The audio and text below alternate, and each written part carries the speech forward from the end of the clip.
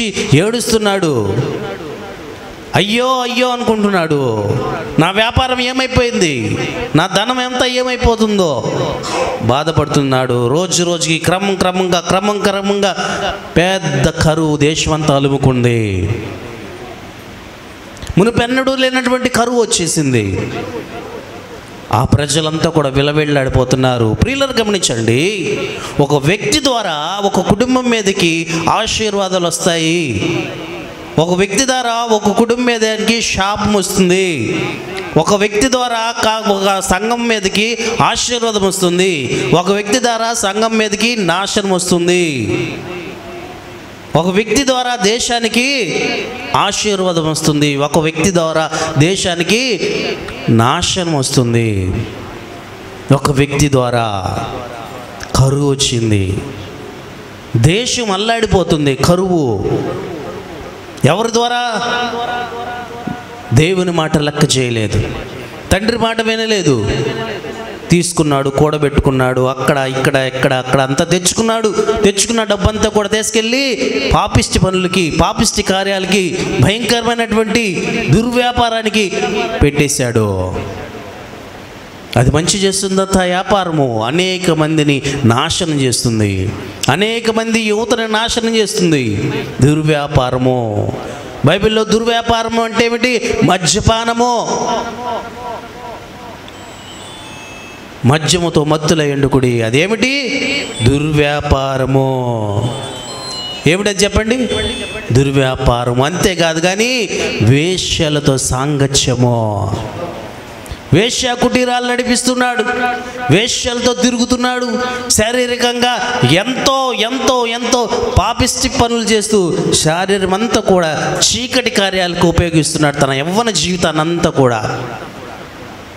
అయితే ఏం జరిగింది? భయంకరమైన కరువు వచ్చింది. ఆ కరువు అంతా కూడా, ఆ ప్రభావము దేశమంతా అలుముకుంది. వచ్చినటువంటి స్నేహితులు ఉన్నారు, వచ్చినటువంటి బంధువులు ఉన్నారు, వచ్చినటువంటి వారు ఉన్నారు. వాళ్ళు ఇదిగో నేనున్నానరా అని చెప్పి వచ్చిన వాళ్ళంతా ఉన్నారు. ఎందుకంటే వీడి దగ్గర డబ్బు ఉంది కదా, ఐశ్వర్యం ఉంది కదా, ధనం ఉంది కదా, మంచి వ్యాపారం ప్రారంభించాడు. ఏం వ్యాపారము? విలాసవంతమైన వ్యాపారం, వేశ్యలతో సాంగత్యము. భయంకరంగా తిరిగేటువంటి ఈ వ్యక్తి, స్నేహితులు చుట్టూ అలుపుకున్నటువంటి ఈ వ్యక్తి, ఎంజాయ్ చేస్తున్నటువంటి వ్యక్తి, సంతోషంగా ఆనందంతో గడుపుతున్న ఈ వ్యక్తికి ఈరోజు తన స్నేహితులు ఎవరు కూడా కన్నుచూపు మేరలో లేరు. ఎందుకని? కరువు. అందరూ వెళ్ళిపోయారు, చెల్లాచెదిరిపోయారు. ఇప్పుడు ఒంటరి వాడైపోయాడు. వ్యాపారం దివాలా తీసింది, వ్యాపారం నష్టం వచ్చేసింది, ఎంత కూడా ఎటోళ్ళు అటు చెదిరిపోయారు. ఇప్పుడు ఒంటరి వాడిగా ఉన్నాడు. ఇప్పుడు ఏం చేస్తున్నాడు అంటే ఆకలికి అలమటిస్తున్నాడు, వేదన చెందుతున్నాడు. వ్యాపారం ప్రారంభించాడు, వేల మందిని ఉద్యోగంలో పెట్టుకున్నాడు, అనేక మందికి చక్కగా సదుపాయాలు కలిగించాడు. కానీ ఈరోజు ఆ వ్యాపారము ఏమైపోయింది? దివాలా తీసింది, నష్టపోయాడు. కరువు వచ్చింది, మొత్తం చెల్లాచెదురైపోయింది. కట్టుకున్న గూడు, ఏ గూడది? పేకలతో కట్టుకున్న గూడు. ఏ గూడు చెప్పండి? అది పేకలతో కట్టుకున్న గూడు. గాలి వచ్చి ఆ యొక్క పేకల్ని ఎలాగైతే పడేస్తుందో ఆ గూడు చెదిరిపోయింది. ఇప్పుడు ఆకలి కలమిడిస్తున్నాడు. చేసుకోవడానికి ఉద్యోగం లేదు, చేసుకోవడానికి పని లేదు, తినటానికి తిండి లేదు. ఆకలితో అలమటిస్తూ రోధిస్తున్నాడు. అక్కడికి ఇక్కడికి పని అంతా తిరుగుతున్నాడు. అక్కడికి ఇక్కడికి పని తిరుగుతూ అక్కడికి ఇక్కడికి ఎక్కడైనా దొరక్కపోదేమో అనుకున్నాడు. ఎక్కడ పని లేదు, ఎవరూ పని ఇవ్వలేదు. చివరికి ఏం చేశాడు? చివరికి ఒక అనకాయన దగ్గరికి వెళ్ళి, అయ్యా నీ దగ్గర ఏమైనా పని ఉందా అంటే ఆయన అంటున్నాడు, నా దగ్గర పని ఉంది, కానీ కానీ నీకు జీతం ఇవ్వడానికి నా దగ్గర డబ్బులు లేవు, జీతం ఇవ్వడానికి నా దగ్గర డబ్బులు లేవు, మరేంటి? అదిగో ఆ పందులు తినే పొట్టు నువ్వు తిని బ్రతకదాను అంటే ఓకే, అది తప్ప మరి నా కాడేం లేదు. పందులు మేపేటువంటి జాబ్ ఉంది, ఆ ఉద్యోగం ఉంది, అది తప్ప నా దగ్గర లేదు. పైపెచ్చి నీకు జీతం ఇవ్వటానికి జీతం లేదు, మరేంటి? ఎలాగా? ఆ పందులు తినే పొట్టు తిని నువ్వు బ్రతకాలి. అలాగేనయ్యా ఒప్పుకున్నాడు. ఎంత నీచమో కదా, ఎంత దారుణమైన పరిస్థితి కదా. తండ్రి దగ్గర నుంచి కావలసిన ఆస్తినంతా మూట బెరుక్కున్నాడు, తీసుకున్నాడు, మూట కట్టుకున్నాడు, వెళ్ళిపోయాడు. పేక మేడల్లాగా ఎలాగైతే ఉంటాయో అలాంటి అలాంటి సామ్రాజ్యాన్ని కట్టుకున్నాడు చక్కగా. ఒక్కసారిగా కుప్పగూలిపోయింది. దేవుడు మంచి పని చేస్తే దేవుడు ఆశీర్వదిస్తాడు. 10 మందికి హాని కలిగించే పని చేస్తే సర్వనాశనం చేస్తాడు. చూస్తూ ఊరుకునేటువంటి దేవుడు కాదు, పరిస్థితులు తారుమారు చేస్తాడు. ఇప్పుడు కొడితే ఎక్కడికి వచ్చాడు? పందుల దగ్గరికి వచ్చేసాడు. పందుల్లో ఒక పందిలాగా, బురద పందిలాగా ఆ పంది తినేటువంటి ఆ పొట్టుని తింటూ కాలం గడపాలనుకున్నాడు. పందిలాగా ఒక పందిలో ఒక పందిలాగా కాలం గడపాలనుకున్నాడు. ఆలోచన అంతా కూడా ఏమైపోయింది? ఏ ఉద్దేశంతో వచ్చేసాడు? ఏ ఉద్దేశంతో దూర ప్రాంతానికి వెళ్ళాడు? ఏ ఉద్దేశంతో ఆ పందుల్లోకి ఒక పందిలాగా వచ్చేసాడు? ఆలోచించండి ప్రియులారా. ఎప్పుడైతే తండ్రి చేయి విడిచాడో, ఎప్పుడైతే తండ్రి దగ్గర నుంచి వెళ్ళిపోయాడో అప్పుడే తన పతనం స్టార్ట్ అయింది. ఈరోజు కూడా ప్రియులారా చాలామంది తల్లిదండ్రులు విడిచిపెట్టి సొంతంగా ఏదో చేయాలి, ఏవో చేయాలని తప్పులేదు. ఉద్యోగం చేయడంలో తప్పులేదు, సొంతంగా వ్యాపారం పెట్టుకోవడంలో తప్పులేదు. కానీ ఇదంతా తల్లిదండ్రుల సమక్షంలో, తల్లిదండ్రుల ఆ కనసందుల్లో ఈ పనులన్నీ జరుగుతుంటే ఆశీర్వదింపబడతావు. తల్లిదండ్రులు దీవెనలు కావాలి, బంధుమిత్రులు దీవెనలు కావాలి, సమాజం దీవెనలు కావాలి, అందరు దీవెనలు కావాలి. అందరు దయతో నువ్వు వ్యాపారాన్ని ప్రారంభించాలి. అంతేగాని ఏదో సాధిస్తాను అని పోతే ఏమవుతావు? బోర్ల పడిపోతావు. ఇహలోక ఆశలు నిన్ను మింగివేస్తాయి. ఇహలోకం మంచిది కాదు, ఇహలోక సాంగత్యం మంచిది కాదు.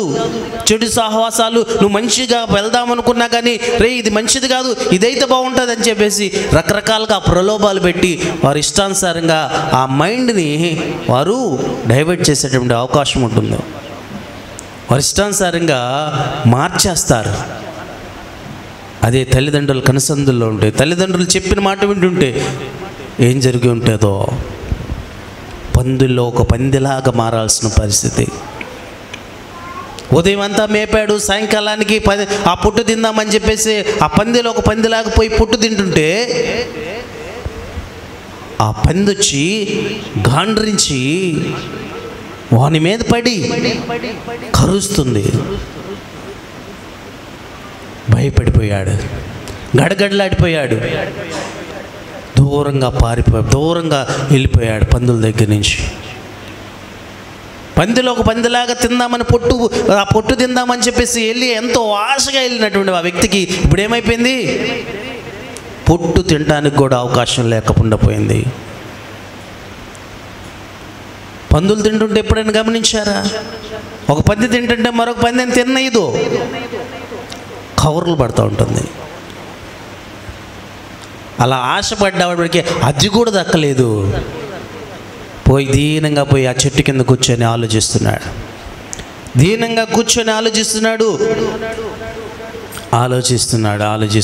ఇప్పుడు జ్ఞానోదయం అంది. బైబిల్ అంటాడు బుద్ధి వచ్చింది అంటాడు. ఎవరికి? ఈ చిన్న కుమారుడికి బుద్ధి వచ్చింది. బుద్ధి వచ్చి ఆ చిన్న కుమారుడు జ్ఞానోదయం అయింది. ఎప్పుడేం ఆలోచిస్తున్నాడు తెలుసా? తండ్రి గుర్తొచ్చాడు. హల్లెలూయా! తండ్రి గుర్తొచ్చాడు. దుర్వ్యాపారం చేస్తున్నప్పుడు తండ్రి గుర్తు రాలేదు. పాపిష్టి పనులు చేస్తున్నప్పుడు తండ్రి గుర్తు రాలేదు. వేశ్యలతో సాంగత్యం చేస్తున్నప్పుడు తండ్రి గుర్తుకు రాలేదు. భయంకరంగా చీకటి బ్రతుకుతున్నప్పుడు తండ్రి గుర్తుకు రాలేదు. ఆ పని కోసం ఈ పని కోసం తిరుగుతున్నప్పుడు తండ్రి గుర్తుకు రాలేదు. పందిలో ఒక పందిలాగా, ఆ పందిలో ఒక పందిలాగా పోయి అన్నం ఆ ఒక పొట్టు తిందామని, ఆ కుడితో తాగుదామని పోయినప్పుడు కూడా తండ్రి గుర్తుకు రాలేదు. ఎప్పుడైతే అవి గాండ్రించి చీకొట్టినాయో, పందులు చీకొట్టినాయి, పందులు చీకొట్టాయి. ఆ చీకొట్టినప్పుడు అప్పుడు సిగ్గు వచ్చింది. అసలు నేనెందుకు బ్రతకటం అని చివరిగా ఆలోచిస్తూ ఆ చెట్టు కింద కూర్చొని ఇలా పడిపోయి ఏడుస్తూ రోధిస్తూ ఉంటే తండ్రి గుర్తుకొచ్చాడు. నా తండ్రి దగ్గర అనేక మంది పనివారు ఉన్నారు, నా తండ్రి దగ్గర అనేక మంది కూలివారు ఉన్నారు. వారు చక్కగా 3 పూట్ల ఆహారం తింటున్నారు, చక్కగా అన్నం తింటున్నారు, చక్కగా కడుపు నిండా అన్నం తింటున్నారు, ఉద్యోగం చేసుకుంటున్నారు, చక్కగా బ్రతుకుతున్నారు. నేను వెళ్ళి నా తండ్రి దగ్గరికి వెళ్ళి, నేను నీ పనివారిలో ఒక పనివాడిగా ఉంటాను నాన్న అని నా తండ్రితో బతిమలాడుతాను. నా తండ్రిని అడుగుతాను, ఖచ్చితంగా నా తండ్రి పనిలో పెట్టుకుంటాడు. ఆలోచించండి ప్రియులరా, ఏ హోదా నుంచి ఏ హోదాకి వెళ్తున్నాడు? కుమారుడు. ఆ తండ్రి దగ్గర అంట అనేక మంది పనివారు ఉన్నారంట. అనేక మంది పనివారు ఉంటే ఆ పనివారిలో ఒక పనివాడుగా, కూలివానిగా వెళ్ళాలి అని ఆశపడుతున్నాడు. ఇదివరకు ఎందుకు గుర్తు రాలేదు? చీకటిలో బ్రతుకుతున్నాడు. ఎందుకు గుర్తుకు రాలేదు? చీకటిలో తన కళ్ళకి పొరలు కమ్మేశాయి. పాపిష్టి కార్యాలు చేయడం వల్ల ఆ యొక్క దేహం అంతా కూడా ఆ పాపిష్టి ఆ శరీరంతో ఉండటం వల్ల, పాపిష్టి దేహంతో ఉండటం వల్ల మొత్తం కూడా చీకటి బ్రతుకు వల్ల ఎవరు గుర్తుకు రావట్లేదు? తండ్రి గుర్తుకు రావట్లేదు. ఎప్పుడైతే బుద్ధి వచ్చిందో అప్పుడు తండ్రి గుర్తుకు వచ్చాడు. జ్ఞానోదయమైంది. ఆఖరి చూపులు చూడాలనుకున్నాడు. అక్కడికి ఇక్కడికి తిరిగాను, ఎక్కడికెక్కడికో తిరిగాను, ఏమేమో చేశాను, ఏ విధమైనటువంటి ఫలితం లేదు. ఇక్కడ నేను ఆకలికి అలమటిస్తున్నాను, వేదన చెందుతున్నాను. నా తండ్రి దగ్గరికి వెళ్తే నాకు కాస్త అన్నం దొరుకుతుంది. గతంలో ఏం జరిగింది? అనేక మంది పని వాళ్ళకి ఈయన కూడా యజమానే కదా, హాయిగా భోజనం చేసేవాడు కదా, హాయిగా మంచిగా బ్రతికేవాడు కదా. అలాంటి ఆయన ఈరోజు ఏం జరిగింది అంటే పందిలో ఒక పందిగా మారిపోయాడు. ఇక బయలుదేరి వెళ్తున్నాడు. ఉన్న పలంగా బయలుదేరి వెళ్తూ ఉన్నాడు. ఆ తండ్రి ఉండే ప్రాంతానికి రానే వచ్చాడు. ఆ దూరం నుంచి ఒక ఆయన చూస్తూ ఉన్నాడు. పెద్ద ఆయన దూరం నుంచి చూస్తూ పరిగెత్తాడంట. ఒక్కసారిగా పరిగెత్తుకుంటూ వెళ్తున్నాడు. అందరూ చూస్తున్నారు ఆశ్చర్యంగా, ఏంది పరిగెత్తుతున్నాడు. పరిగెత్తి ఒకడు వస్తున్నాడు. వాడి మీద పడి ముద్దులు పెట్టుకుంటూ వాడిని కౌగిలించుకొని దగ్గర తీసుకున్నాడు. ఎవర్రా వాడు అని చెప్పి అందరు చూస్తూ ఉన్నారు. వాడు ఎవరంటే ఒక చింపిరి జుట్టుతో, చిదిగిపోయిన బట్టలతో, మాసిన తలతో, పెరిగిన గడ్డంతో, కాళ్ళకు చెప్పులు లేకుండా ఒక దరిద్రుడుగా భయంకరమైన స్థితిలో వాడు ఉన్నాడు. ప్రియులు గమనించండి, వాడి రూపం ఎలా ఉంది? చింపిరి గడ్డము బాగా పెరిగిపోయింది, చింపిరి జుట్టుతో ఉన్నాడు. చినిగిపోయినటువంటి వస్త్రాలు, కాళ్ళకి ఏం లేవు, చెప్పులు కూడా లేవు. దూరం నుంచి ఒక దిక్కులేని పక్షి నడుచుకుంటే ఎలాగ వస్తుందో అలాగే వస్తూ ఉంటే ఈ తండ్రి ఆ సింహాసనం మీద నుంచి విడిచి పరుగున వచ్చి ఆ అబ్బాయి మీద పడి ముద్దు పెట్టుకున్నాడు. ప్రియులను గమనించండి, ఎవరికి ఉంటుంది ఈ ప్రేమ? ఈ ప్రపంచంలో ఎవరైనా సరే అలాంటి స్థితిలో ఉంటే కౌగిలించుకుంటారా, ముద్దు పెట్టుకుంటారా? ఈ ప్రేమ కన్న తండ్రికి గాక ఎవరికి ఉంటుంది? ఈ ప్రేమ కన్న తండ్రికి గాక ఎవరికి ఉంటుంది? అది తండ్రి ప్రేమ అంటే. వెళ్ళిన నాటి నుంచి చూస్తూ ఉన్నాడు, వెళ్ళిన నాటి నుంచి కనిపెట్టుకొని చూస్తూనే ఉన్నాడు. ఏ రోజుకైనా నా కుమారుడు రాకపోతాడేమో, వాడు వెళ్ళినటువంటి మార్గం ఎలాంటిదో, వాడు వెళ్ళినటువంటి దారి ఎలాంటిదో, వాడు ఒంటరిగా వెళ్ళాడు, వాడు ఎలా వెళ్ళాడో డబ్బంతా కూడబెట్టుకొని వెళ్ళాడు. ఖచ్చితంగా ఏదో ఒక రోజు నా కుమారుడు నా దగ్గరికి వస్తాడు, ఏదో ఒక రోజు నా కుమారుడు నా దగ్గరికి వచ్చి నా పంచన చేరతాడు ఖచ్చితంగా అని చెప్పి ఆ తండ్రి వెళ్ళిన నాటిని మొదలుకొని మళ్ళీ ఆ మనిషి తిరిగి వచ్చేంత వరకు కూడా ఎదురు చూస్తూనే ఉన్నాడు. ఈరోజు కూడా నీ దేవుడు, నా దేవుడు ఎదురు చూస్తూనే ఉన్నాడు. ఏ రోజుకైనా నా కుమారుడు నా రక్షణలోకి రాకపోతాడా? ఏ రోజైనా మారు మనసు పొందకపోతాడా? ఏ రోజైనా రక్షణలోకి రాకపోతాడా? ఏ రోజైనా నా సన్నిధికి రాకపోతాడని ఎదురు చూస్తూనే ఉన్నాడు. ఆయన ఎదురు చూస్తూనే ఉన్నాడు. దినమెల్లా ఆయనంట చేతులు చాపి ఎదురు చూస్తూ ఉన్నాడంట. ఈ చిన్న కుమారుడిని చూసి కౌగిలించుకొని ముద్దు పెట్టుకొని తీసుకొచ్చి ఏమంటున్నాడు తెలుసా? బాయ్, రండి, ఇదిగో వీడు నా చిన్న కుమారుడు, వీడిని చక్కగా స్నానం చేయించండి, తల గొరిగించండి, చక్కగా గడ్డం గొరిగించండి, మంచి వస్త్రాలు తొడిగించండి, మంచి చెప్పులు తొడిగించండి, మంచి ఉంగరం తొడిగించండి, ఏమేమో మంచిగా రెడీ చేయండి.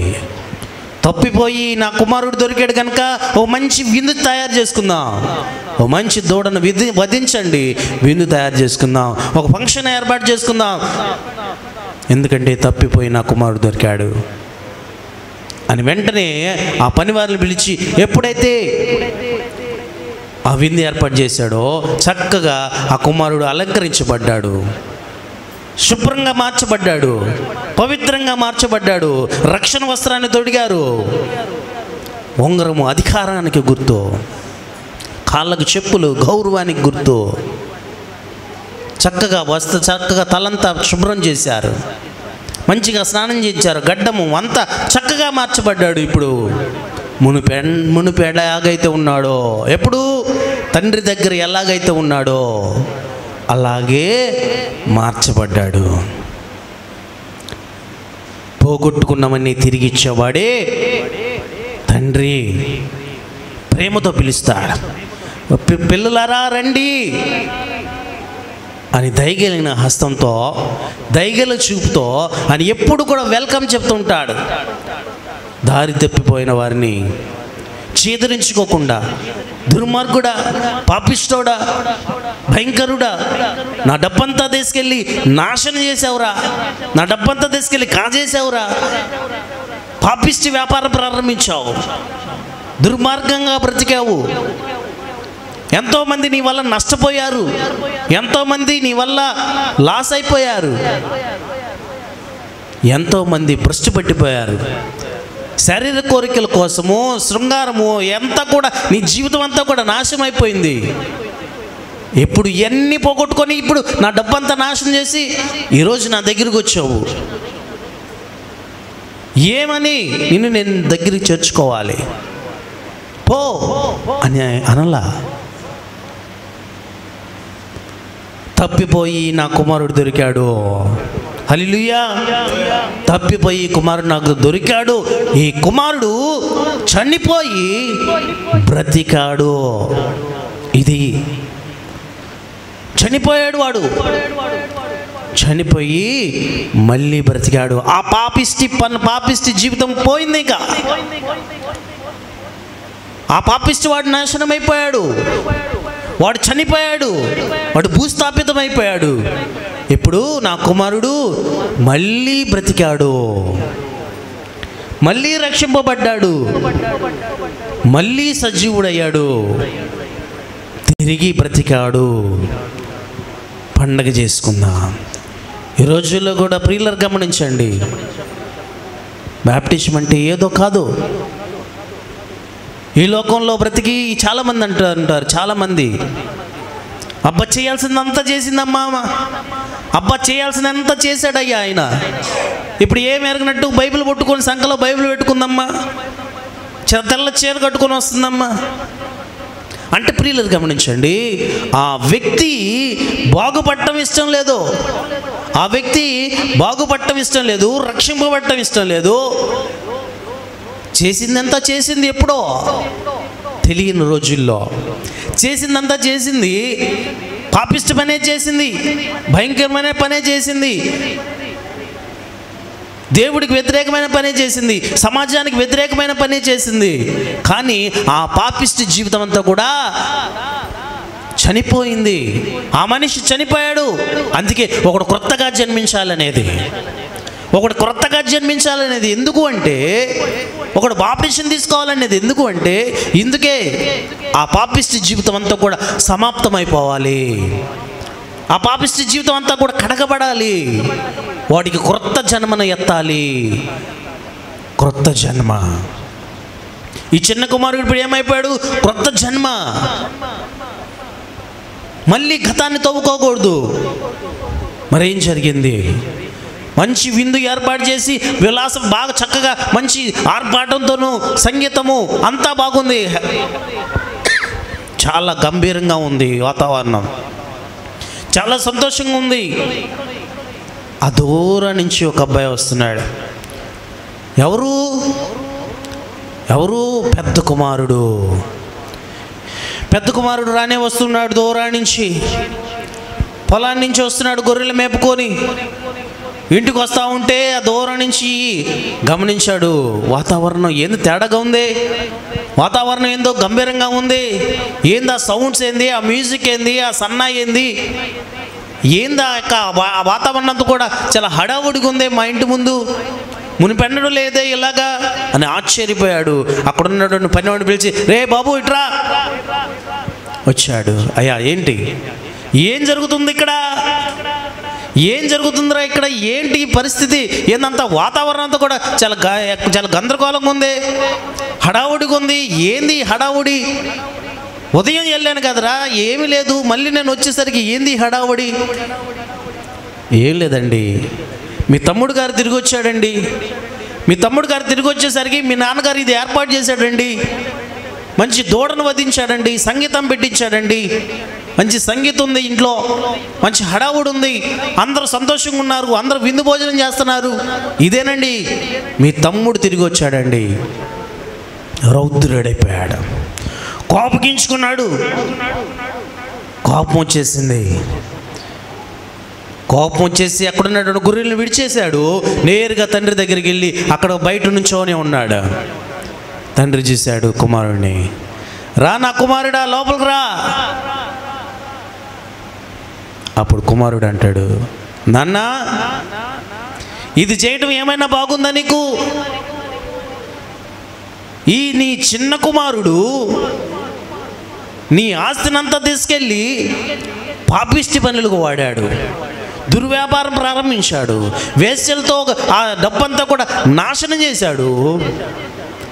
అలాంటి వాడు పాపిష్టోడు ఈరోజు మళ్ళీ తిరిగి వస్తే వాడిని దండించాలి, వాడిని చేదరించుకోవాలి, వాడిని గెంటేయాల్సిందని పోయి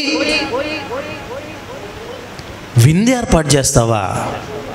ఏనన్నా ఏ రోజన్నా నా కోసం ఒక్క గొర్రె పిల్లనన్నా ఇచ్చావా నువ్వు?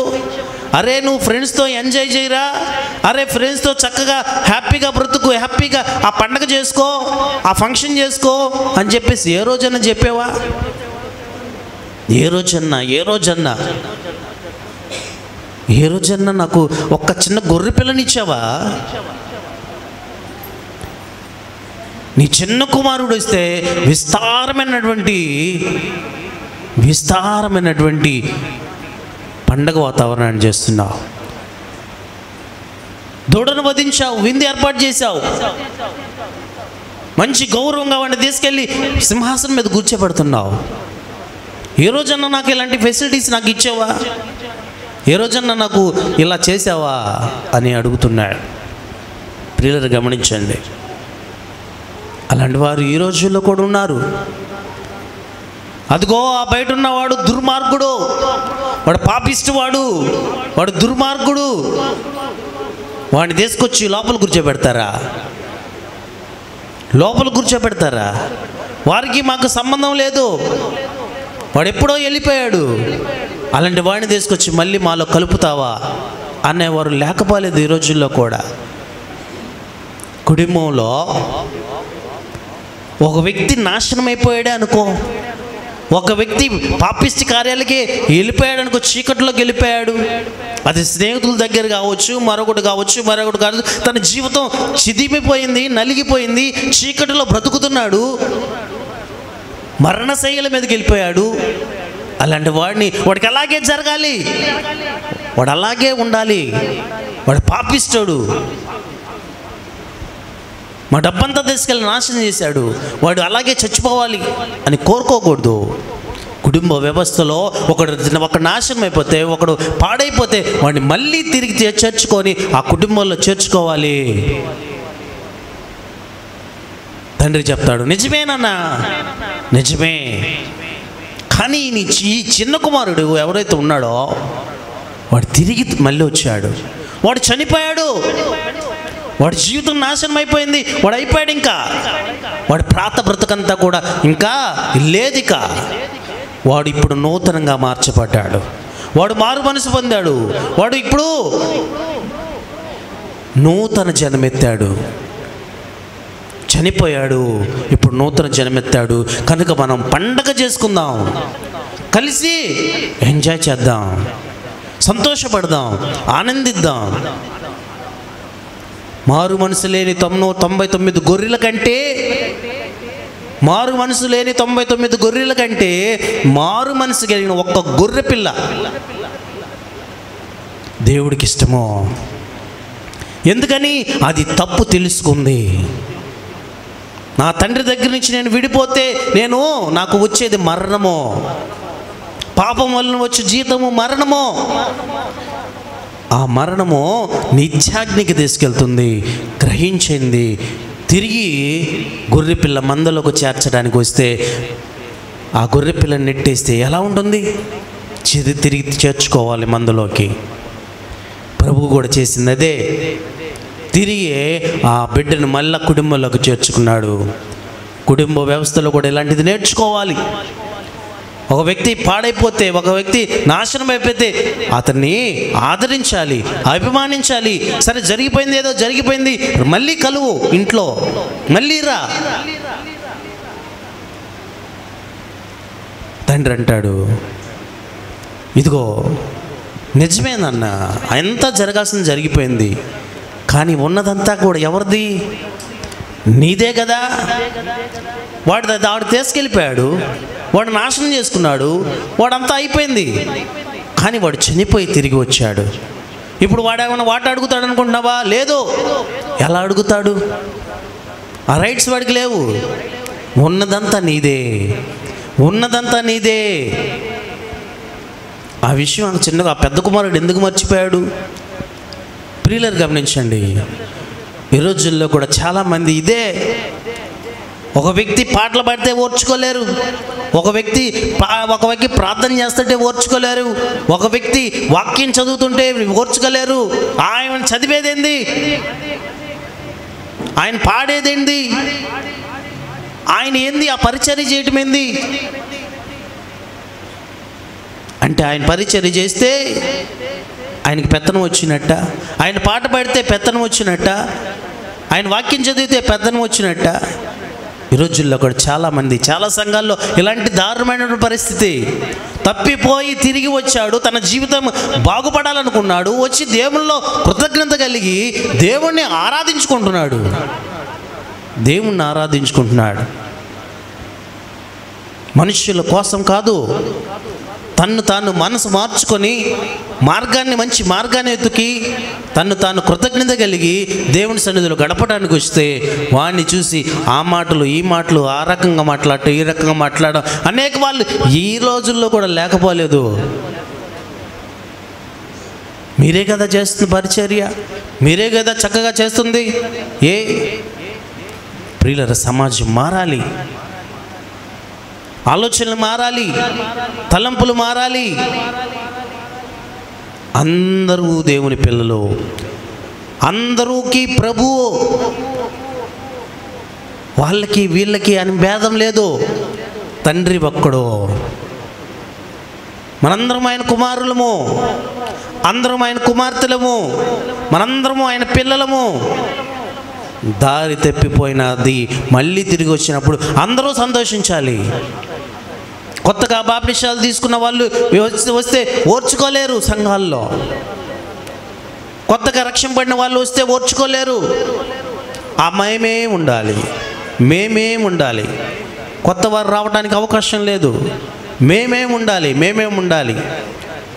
అబ్బో ఆమె వచ్చిందండి, అబ్బో ఏమొచ్చిందండి. ప్రియులారా, గమనించండి, ఇలాంటి మార్పు, ఇలాంటివి మార్చబడాలి, ఇలాంటి ఆలోచనలు మారాలి, ఇలాంటి తలంపులు మారాలి.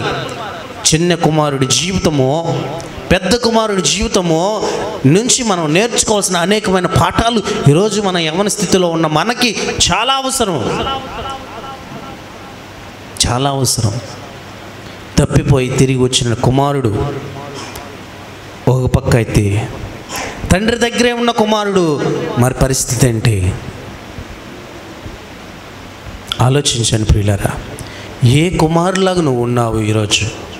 వాడు తప్పిపోయి, వాడు పాపిష్టి ఆలోచనలో వాడు బ్రతికి, పాపిష్టి తలంపులతో వాడు ఉండి, వాడి జీవితం అంతా కూడా అయిపోయిన తర్వాత వాడు తిరిగి వచ్చాడు, మారు మనసు పొందాడు, రక్షింపబడ్డాడు, తిరిగి జన్మించాడు. నువ్వు బ్రతికుండి మారు మనసు పొంది నువ్వు దేవుని దగ్గరే ఉండి రోజు ప్రార్థనకి వెళ్తూ రోజు సహవాసం చేస్తూ దేవునితోనే ఉంటూ మరి నువ్వేం చేస్తున్నావు? తోటి తమ్ముడినే నువ్వు దగ్గర చేర్చుకొని, లేదంటే మిగతా వారిని దగ్గరికి చేర్చుకుంటావా? నువ్వు దగ్గరికి చేర్చుకో. మరి నీ స్థితి ఎలా ఉందో నువ్వు గమనించాలి. తల వంచండి, ప్రార్థించుకుందాం. ప్రేమ కలిగిన తండ్రి, దయలు కలిగిన రాజ్యాన్ని కృపకుందా తెలియజేస్తున్నా. ఈరోజు మాకు ప్రభువా, చిన్న కుమారుడు తప్పిపోయి దొరికిన ఈ కుమారుడు మాకు తెలియజేశారు. అని బట్టి కొందా తెలియజేస్తున్నా. ఈ చిన్న కుమారుడు తిరిగి తండ్రి దగ్గరికి వచ్చాడు. తన తప్పును తాను తెలుసుకున్నాడు. ప్రభువా, విడవకూడనటువంటి చెయ్యిని విడిచాడు, పట్టుకోవాల్సినటువంటి చెయ్యిని విడిచిపెట్టేశాడు, వెళ్ళకూడనటువంటి దూర ప్రాంతానికి వెళ్ళాడు, కంటికి కనిపించినటువంటి దూరం వెళ్ళిపోయాడు. ఏదో సాధించాలి, ఏమేమో చేయాలనుకున్నాడు. చీకటి కార్యాల్లోకి వెళ్ళిపోయాడు, చీకటిలో బ్రతికాడు. గాలి మేడలు కట్టాలనుకున్నాడు, పేక మేడలు కట్టాలనుకున్నాడు, ఏమేమో చేయాలనుకున్నాడు. తన ఆలోచనలన్నీ కూడా తల్ల క్రిందులైపోయాయి. ఆకలి కళ్ళమిడించే స్థితిలోకి మారిపోయాడు. ఆఖరికి పంది పొట్టు తినాలనుకున్నాడు, పందిలో ఒక పందిలాగా బ్రతకాలనుకున్నాడు. మారు మనసు పొందాడు. తండ్రి గుర్తు వచ్చాడు, మళ్ళీ తండ్రి దగ్గరికి వెళ్ళాడు అనుకున్నాడు. తండ్రి కూలివాడిలో ఒక కూలిగా ఉండాలనుకున్నాడు, కానీ తండ్రి కుమారుడుగానే స్వీకరించాడు. ఎంత ప్రేమ ఆ తండ్రికి, ఎంత దయ, ఎంత కరుణ, ఎంత వాత్సల్యము. ఎవరికుంటుంది ఈ లోకంలో కన్న తండ్రికి తప్పితే? మీరు మమ్మల్ని కన్నారు, మీరు మమ్మల్ని కొన్నారు, విలువ పెట్టి దినమెల్లా చూస్తున్నారు చాచిన చేతులతో. ఏ రోజుకైనా నా కుమారుడు రాకపోతాడేమో, ఏ రోజైనా నా కుమారుడు రాకపోతాడేమో, నా కుమార్తె రాకపోతుందేమో. కుమారుడు వచ్చినప్పుడు చీదరించుకోకుండా ప్రేమతో దగ్గరికి చేర్చుకున్నావే, ఎంత గొప్ప మనస్సు తండ్రి నీది. ఇహలోకంలో పాపిష్టి కార్యాలన్నీ చేసి సమాజం అంతా చేదరించింది, ఆఖరికి పందులు కూడా దగ్గరికి రానిలేదు. అలాంటి స్థితిలో ఉన్నటువంటి వ్యక్తిని దగ్గరికి చేర్చుకున్నావే, ఎంత ప్రేమ తండ్రి. ఈరోజు అలాంటి స్థితిలో ఎవరైనా ఉన్నారేమో, ఇంకా చీకటి కార్యాలు చేస్తూ, ఇంకా అనేకమైనటువంటి పాపిష్టి కార్యాలు చేస్తూ, తండ్రికి దూరంగా, తల్లిదండ్రులు దూరంగా బ్రతుకుతున్నారేమో. అలాంటి వారిని జ్ఞాపకం చేసుకోండి. అలాంటి వారికి మారు మనసుని ఇవ్వండి ప్రభువా. నీ సన్నిధికి దూరంగా చీకటిలో బ్రతుకుతున్నటువంటి వారికి జ్ఞాపకం చేసుకోమన్నాండి. బుద్ధిని కలిగించండి, మారు మనసుని కలిగించండి. చనిపోయి తిరిగి బ్రతికేవాడిగా నీ సన్నిధిలో వాడిని చేర్చమని అడుగుచున్నా. నీ సన్నిధిలో ప్రభా సంఘములోకి చేర్చమని అడుగుచున్నా, మందిరంలోకి వాడిని చేర్చమని అడుగుచున్నా, కుటుంబంలోకి వాడిని చేర్చమని అడుగుచున్నా, ప్రతి బిడ్డని జ్ఞాపకం చేసుకోమడుచున్నా. పెద్ద కుమారుడేమో ఈర్ష్యపడ్డాడు, కోపగించుకున్నాడు, అసూయపడ్డాడు. ఏం చేస్తున్నారో అని తండ్రి మీద విరుచుకుపడ్డాడు. మారు మనసులు ప్రార్థనకు వస్తున్నాం, పాటలు పాడుతున్నాం, వాక్యం చదువుతున్నాం, అనుదినము సన్నిధిలో గడుపుతున్నాం. మారు మనసు లేదో, మారు మనసు లేదో. ఒక పాపి నశించిపోవడం దేనికి ఇష్టం లేదు. మారు మనసు లేని 99 గొర్రెల కంటే రక్షింపబడి తన తప్పు తాను తెలుసుకుని వచ్చిన గొర్రె పిల్ల శ్రేష్టమని తెలియజేశారు. అదే చిన్న కుమారుల్లో తండ్రి చేశాడు, వాడిని ఆహ్వానించాడు. కానీ ఈ పెద్ద కుమారుడు విషయంలో మాత్రం వారులేనటువంటి స్థితిలో ఉన్నారు. అలాంటి వారు ఉన్నారేమో సంఘంలో, అలాంటి వారు ఉన్నారేమో ప్రాంతంలో, అలాంటి వారు ఉన్నారేమో సహవాసంలో. అటు వారి మనసు కూడా మార్చమని అడుగుచున్నా. ఇదంతా నీదే కదా, ఎందుకు ఆలోచన, ఎందుకు బాధ? అట్టి మారు మనసును మాకు కలిగించమని అడుగుచున్నాను తండ్రి. దయగలిగేటటువంటి హృదయాన్ని మా అందరికీ దయచేయమడుచున్నా. మంచి సహవాసం కలిగేటువంటి వ్యక్తులుగా మమ్మల్ని తీర్చిదిద్దమడుచున్నాం. యవ్వన ప్రాయంలో ఉన్నాం, యవ్వనేచ్ఛల్లో ఉన్నాం, యవ్వన కార్యాలు చేసేటువంటి వారంగా ఉన్నాం. ఈ వాక్యం ప్రభావ మాకు ఒక ఉదాహరణగా మాకు ఈరోజు బయలుపరిచారు. అందుని బట్టి నీకు వందనాలు తెలియజేస్తున్నా. ఇంకా మేము ఇంకా మారు మనసు లేకపోతే మారు మనసు పొందేవారుగా, తల్లిదండ్రులకు విధేయత కలిగేవారిగా, అవిధేయులుగా కాక వారి కనసందుల్లో మెలిగేటువంటి కృపను దయచేయమని, మీ యొక్క సహాయం మాకు మా యవ్వన బిడ్డలకు దయచేయమని, ఈ కార్యక్రమం చేరువచ్చిన ప్రతి బిడ్డను దీవించి ఆశీర్వదించమని, ఎంతమంది అయితే చేరువచ్చారో ప్రతి ఒక్కరిని పేరు పేరు వరుసను దీవించమని అడుగుచున్నా.